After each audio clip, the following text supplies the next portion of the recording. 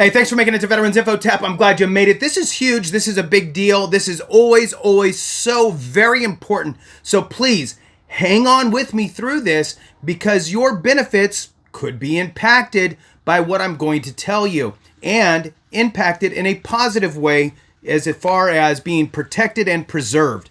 So with that, hit the thumbs up, subscribe, share with a friend, all that good stuff. I really appreciate it. Every thumbs up, every minute watched really does help spread the word, and that's what we're trying to do. The two asks are really look. Hit the thumbs up, let the video run. All right. I'm going to front load it with this. I'll try to be fast. We are seeing a lot of changes in the VA. Okay, things are taking effect. Things are being impacted. Reductions in force. All of those types of things, a budget that was already flimsy that they're trying to figure out now. And not to mention, we have a proposed rating schedule change for respiratory, auditory, mental health, and neurological coming down as well. Those things should be going into effect probably this year. They're anticipating August. It used to be April. They changed it to August. So we have a lot of things going on. The budget is a big concern. You have a bunch of outside noise and inside noise, right? You have Russell Vaught, who is at the Office of Management and Budget. He is the director there, and he is not a friend of veterans and has proposed some substantial cuts to VA benefits in the past. So he is there. We have the Congressional Budget Office, which has also, they don't recommend. What do? They provide options at the CBO. They've provided some horrific options for reducing the deficit on the backs of veterans. I'm not going to dive in. I've done videos on exactly what they've proposed, the options that they have given, but I'm going to kind of skip over that so we can get into this. And then we have all the other noise out there regarding the budget within the VA. Now, the problem is that the VA doesn't even know what their budget needs are. Flashback a year ago, right? The VA needs $16 million, approximately, I don't remember the numbers now, approximately $3 million for, a billion, with a B, billion. Approximately $16 billion or so. And they needed, I don't remember what the numbers were, 3 billion or 5 billion or something for veterans benefits. And they needed the remainder, like whatever that was, 12 billion or something for VA healthcare. Turns out that wasn't true. They didn't need anything for veterans benefits. They were actually over and ended up having an overage. And on the VA healthcare side, they later made a change to that and said that it was half of the amount that they needed. So it's a hard world to be in when you are asking for money or talking about budget when the whole last year has been all over the place. It has been a tennis match with where the numbers really are. So with that being said, budget is a big concern, but where is the voice of the veteran? Where's the voice of those who are being served from this budget, right? Because the budget goes to the VA then serves you, the veteran, right? Well, number one, let's not just say veteran. Let's not just say disabled veteran. Let's say, I say the veteran sphere just as an easier way to shrink it all up, but it's the veteran, the spouse, the dependents, the survivors, and the caregivers. That's a big number. When you talk about disabled veterans, that's 6 million or so. When you talk about veterans, that's a 17 or 18 million. When you talk about veterans, spouses, dependents, survivors, caregivers, now you're talking about north of 40 million, maybe 45 million. That's a big number. So all this noise out there, and there's no real veterans voice on what we expect. Until right now, we have some information for 2026 and 2027 budget recommendations for 2026 and 2027. So here we are. Leading veterans groups release independent budget recommendations for the Department of Veterans Affairs. The veterans service organizations urge Congress to wholeheartedly support America's veterans. Okay, this just came out February 14th. It's the Veterans of Foreign Wars, the VFW, the DAV, which is the Disabled American Veterans, the Paralyzed Veterans of America, PVA. On the 14th, Valentine's Day, released the independent budget recommendations for the Department of Veterans Affairs for fiscal year 2026 and 2027. This is important. Why? Well, because the whole idea here, and you might not agree 100% with any of it, but I can tell you that this will probably be way more in line than the suggestions from CBO or the Office of Management and Budget or Project 2025 or any other proposed changes within the VA budget, right? You can probably bet your bottom dollar that the interests for veterans will lie more heavily from this, being that it is from the veteran service organizations. Now, it's going to go nowhere if we at the constituency level don't speak up. So you should do two things. You should probably read through the budget and see, or if you just trust them wholeheartedly, then I mean, that's fine too. Do what you want, but reach out to your congressional members and let them know that you support the independent budget recommendations for the Department of Veterans Affairs for fiscal 2026 and 2027 from the VFW, DAV, and PVA. All right. So I have a little rain in the background, a tin roof. It is what it is. Here we are. All right. The report is an unbiased, needs-based blueprint for Congress, ensuring a fully funded VA can meet its core mission of caring for America's veterans and their families, caregivers, and survivors. This is so important that they list them all for the reason I told you. Do you want to talk about 6 million people? Or do you want to talk about the potential of 45 million, right? So America's veterans, families, caregivers, and survivors, huge. While the president is required by law to release a proposed budget by the first Monday in February, administrations have consistently failed to meet that deadline, stretching back 2 decades. However, the independent budget is a benchmark for lawmakers when considering its funding decisions for the VA. There's a quotation here. The VA is the best healthcare provider for veterans, particularly those with spinal cord injuries and diseases like multiple sclerosis and ALS, said Carl Blake, Chief Executive Officer for the PVA. When the veteran population utilizes the VA's direct and community care services are growing, but the system's staffing, infrastructure, and funding are not, there is a serious problem. Unfortunately, veterans with the greatest support needs bear the costs of inadequate resourcing and inaction.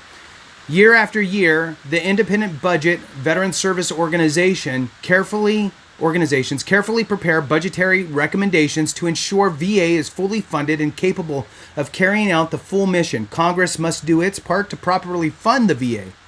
The VA provided more care to veterans than ever in fiscal year 2024. That's why for the fiscal year 2026, the individual budget is recommending $166.4 billion for the VA Veterans Healthcare Administration, which would enable the department to continue to provide timely and high-quality care. The budget report details specific funding levels and targeted increases for VHA programs, including a $2 billion increase to strengthen long-term services and support to meet the specialized needs of disabled veterans and their caregivers, a $1.4 billion boost to fill healthcare employee vacancies, a $1 billion increase to cover the projected growth of new veterans seeking VA care, and $462 million increase for 3,000 new clinical social workers, and $179 million addition for mental health and suicide prevention programs.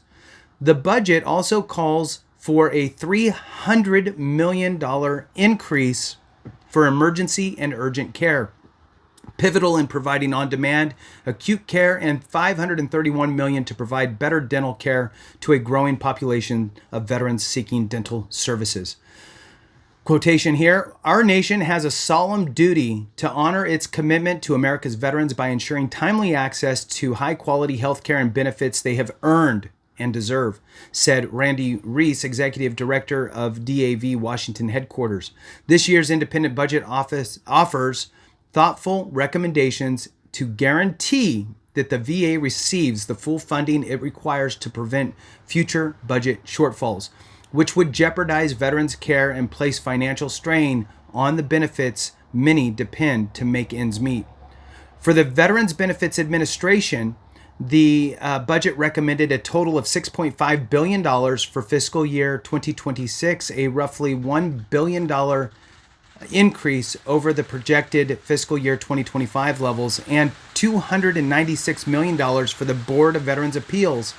The VBA increase include a $200 million rise to bring down the backlog of over 235,000 pending claim decisions, $10 million more to support VRE, that's Veteran Readiness and Employment, due to an unprecedented number of applications, and a $32 million increase to implement VA's Transition Assistance Program, TAP, to increase in-person TAP classes and ensure adequate staffing.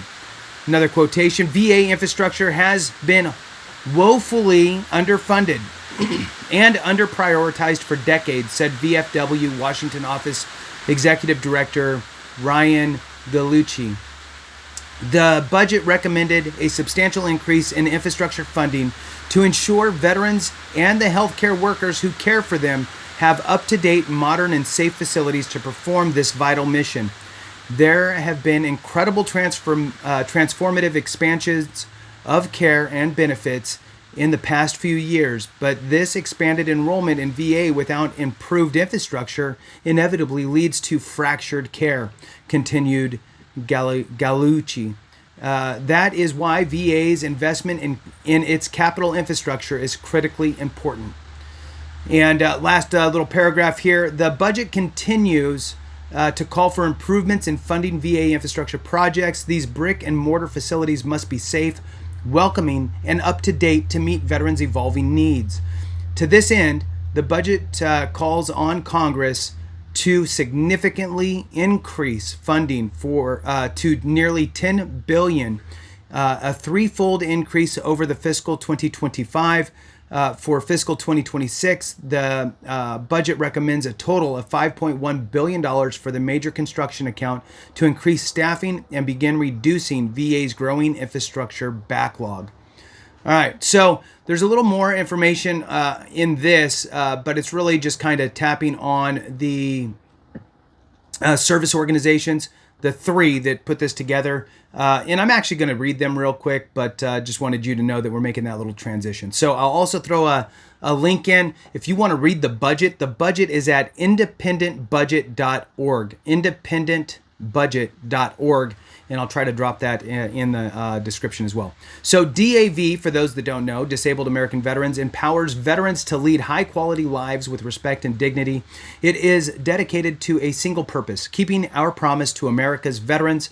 DAV does this by ensuring that veterans and their families can access the full range of benefits available to them, fighting for the interests of America's injured heroes on Capitol Hill, providing employment resources to veterans and their families, and educating the public about the great sacrifices and needs of veterans transitioning back to civilian life.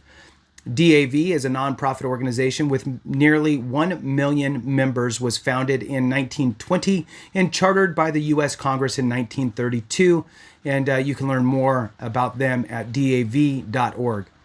So the VFW, Veterans of Foreign Wars, the Veterans of Foreign Wars of the United States is the nation's largest and oldest major war veteran organization.